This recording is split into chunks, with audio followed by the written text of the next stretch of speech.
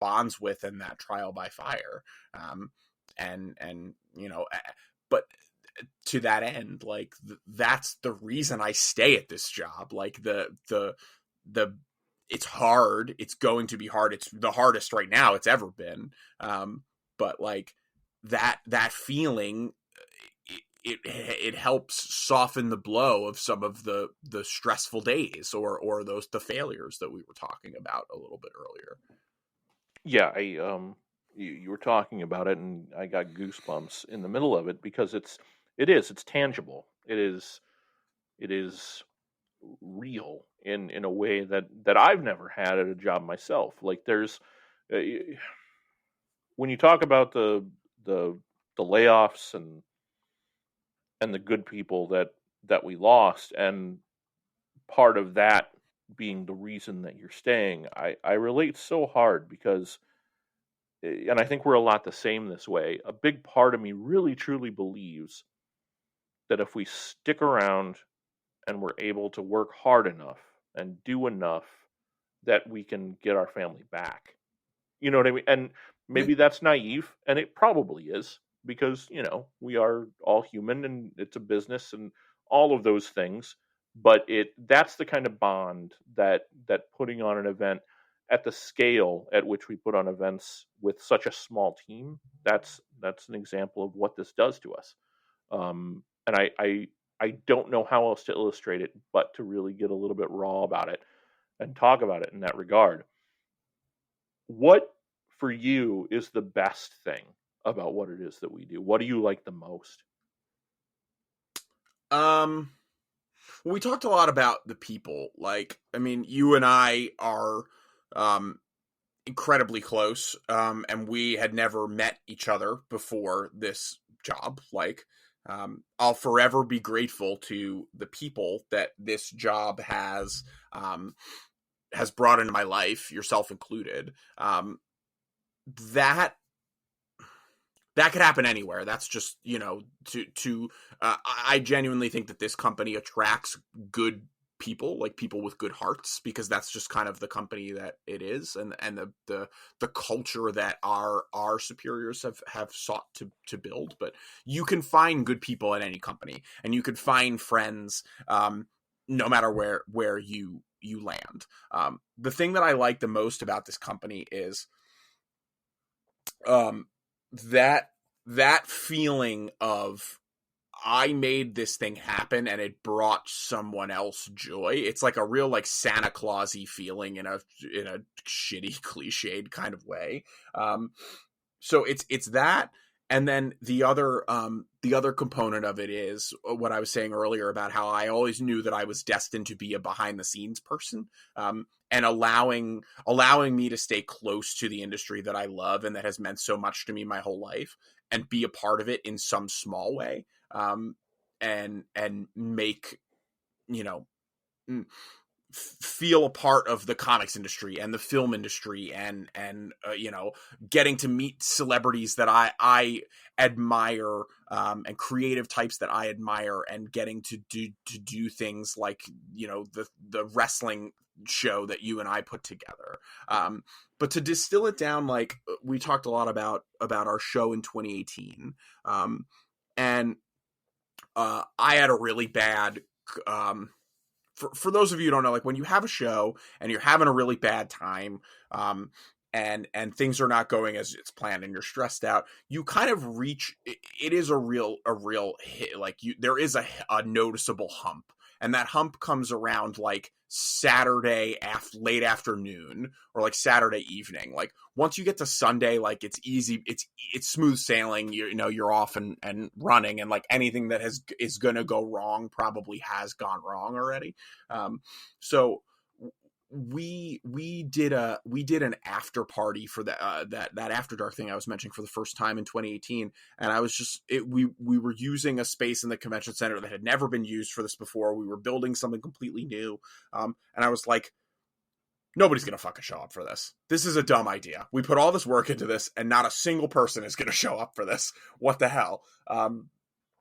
And sure enough, like, a lot of people showed up, and we had this raucous after party. And I just remember watching it was a really kind of creepy Great Gatsby moment, because I was like on a balcony overlooking the party, watching it happen, not partaking, but just filled with this immense sense of pride, that like we did that, like we made that happen. And I can't even, I guess this is what people feel like when they write a book and the book comes out, or when, you know, your first feature length movie comes out. But we don't deal in feature length movies and books. We deal in cosplay after parties and vendor booths. You know, that is the canvas upon which we paint our masterpiece. Such artists are we. There's something to that, because, you know, again, we're a year out from what was because leap years are weird, what was both the second day and the final day of C2E2 last year. We're a year away from it. I do you fuck with Time Hop at all? Yes, like the app, like, of course, because of the leap day, my photos from February 29th did not show up at all, which I'm grateful for, because I think it would have broken me. Correct. And I mean, you talk about your Great Gatsby moment in 2018. In 2020, you and I had ours exactly a year ago, as a matter of fact, and you alluded to it. But it's again another thing that ReedPop allows for us to spread our wings a bit as employees, and figure out different ways to bring joy to the people that we essentially work for, the folks who come to our shows. On another episode of Tradecraft, I interview Lance Fensterman, who is the president of ReedPop, and we talked at length about management's affinity for saying yes to its employees when they have ideas or things that they want to do, if they have the data and the proper sort of preparation to back up what it is they want to do. And Chris and I got a wild hair one day, and we decided we wanted to put on a wrestling show at C2E2. We're both wrestling fans, and we saw an opportunity, and we did a lot of research, and we dug, and we did a lot of back end work building relationships with the right people. And last year on February 29th, we sold the thing out. 10,000 people showed up, and we put on a wrestling event. And yeah, I agree with you wholeheartedly. That must be what people feel like when they release a book or some kind of magnum opus, right? Like there's an unveiling of sorts. And Lance and I actually talk about this at length, and he actually brings up an image that comes up that came up for me today, because I think we were posting for 2 days straight about this incredibly high kind of high we were on. But Lance took a picture of the two of us in front of we were in the front of the box that we were all in watching the show together, and we are in silhouette and the rest of the arena is in front of us. And it's a very you talk about bawling your eyes out. I cried a little this morning looking at it, because that was probably the best day of my professional life, bar none. And so same. Unequivocally same. My point here is, if you remember right, Thursday of C2E2 in 2018 was the worst day of my life, full stop. And so, any role that allows you to have both of those things in the same kind of scope probably has something going for it. And in the same location, no less. Right. Really very interesting. This is a good segue to start talking about COVID. And the live events industry, because it's taken a lot from a lot of people, and I won't pretend to be directly affected in the way over 500,000 people in the United States are directly affected by this. But the live events industry is absolutely in shambles in the United States, and we are not immune to that. Luckily, it appears that we're turning the corner on things, and vaccinations are going out, and herd immunity may or may not be right around the corner. We're excited about the possibilities of that. But I want to talk about our pivot. And, every time I hear the word, it makes me throw up in my mouth a little bit because we've said it so much over the last year. It's weird to say that, too, that it's been a full year. Put a nickel in the pivot jar, Gabriel. Yeah. So let's talk about it. Let's get into it. How have you, from a content perspective, sales is easy, right? We sell stuff digitally now. That's easy. From a content perspective, how have you changed the way that you work to serve the new normal? Well, it's a little disingenuous to say because we're still very much figuring it out. We, meaning the convention, industry, we do things a very particular way, and that's the wrong way to say it because at the company that we work at, we're very much like, well, do it however you want to do it, just get it done, kind of a thing. Like, we're very much a culture of I'm not going to tell you B and C. I'm just going to say you're starting at A and I need you to get to D, and I don't care how you do it. You just got to get there. Digital's different, man. Like, it's tough because we produced content in a specific way on site.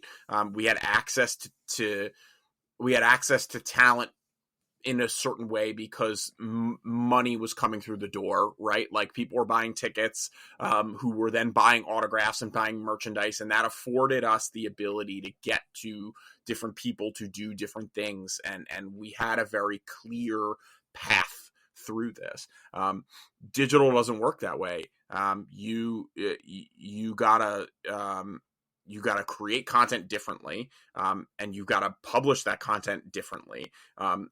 And when you make a panel at a convention, you're like, okay, this panel on Spider-Man is going from 4 p.m. to 5 p.m. And it's in this size room, and I know justifiably that this many people can fit in this room, and that's my maximum, and that's the metric by which I'm judging success here. And you also know that you've got 20 to 30,000 people in the building, so this is just something to give them to do. And you're like, oh, okay, well, like, of these 30,000 people, 200 to 300 of them have got to be Spider-Man fans and want to come sit through this panel. When you're making content for digital, you are literally shouting into the void. You are throwing a glass of water into the ocean of content. Like, yes, we can make that Spider-Man panel for you. We could do that exact same thing with those exact same creators that we would have done on site. But, like, are you really going to sit down at your computer and watch that? Are you, or are you going to sit in front of your computer and watch Netflix or play a video game or read a book or, hang out with your kids or do literally anything else? It's not to say that, like, conventions is shooting fish in a barrel. Like, we need to do we need to create content that people want to see, and we need to listen to our fans and stuff. And we're still doing that. We're still listening to those fans and trying to give them what they want. It's just that our ability to give them what they want is diminished. It's different. And so what we're trying to do is, rather than give you the panel that you would watch at a show where Spider-Man creators sit on a panel and talk about Spider-Man, we're trying to give you the opportunity to talk to those creators. And, the best part of convention panels is the Q&A, like, figuring out that connection, that spark that people go to a convention for, that community. And it's not easy. It's really difficult. Every fandom on the planet has places